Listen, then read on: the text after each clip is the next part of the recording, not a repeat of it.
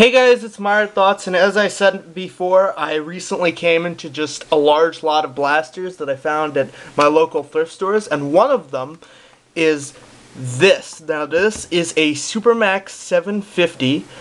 It's one of the SuperMaxx line. It's a single-shot air blaster, and because it lacks the N-Strike logo, and it has Laramie molded into plastic, this might even be one that was produced by Laramie from before they were bought by Hasbro. But in any case, it's a 750 single-shot air blaster. The pump is back here.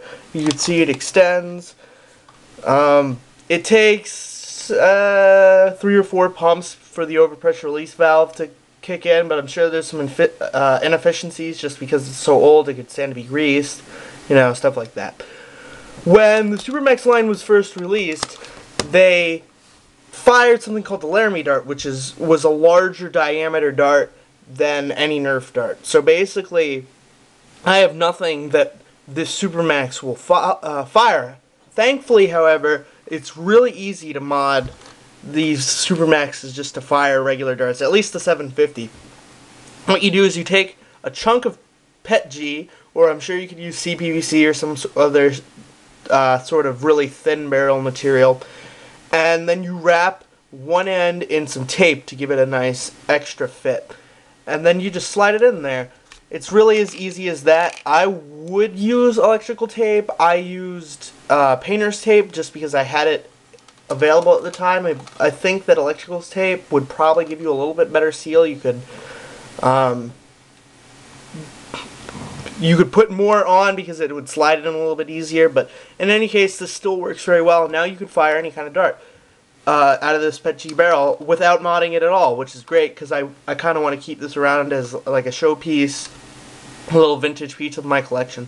Anyway, I'm going to show you that it doesn't really shoot streamlines, but it can, and so I'm going to load this streamline first. Now, I'm going to use a pen as a ramrod because I don't feel like waiting.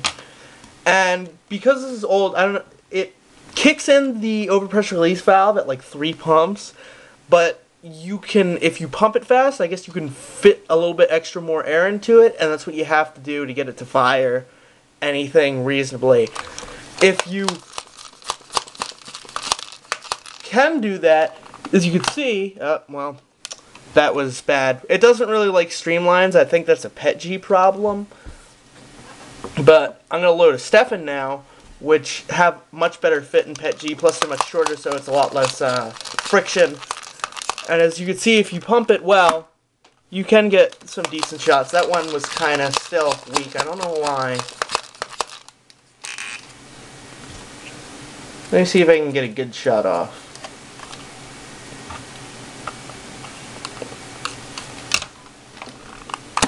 There we go, that was a decent shot. So, as you can see, if you can get it to work with you, it can fire pretty decently. I want to say, maybe 25 to 30 feet. I want to say that this one just needs some work done to it, because I've seen some other ones that will shoot, 30 feet without having to do this repeatedly and hope you can squeeze in more air. So I think it's just old. It needs a little bit of work, but it does work, so that's really cool.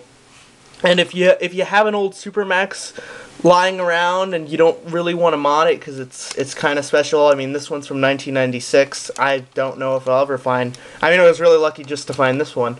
And if you don't want to mod it, but you still kind of want to play with it because you don't have any of the SuperMaxx darts, the quick and easy removable PETG barrel is really a great idea. That you don't really lose anything by doing it, and it lets you kind of play with it.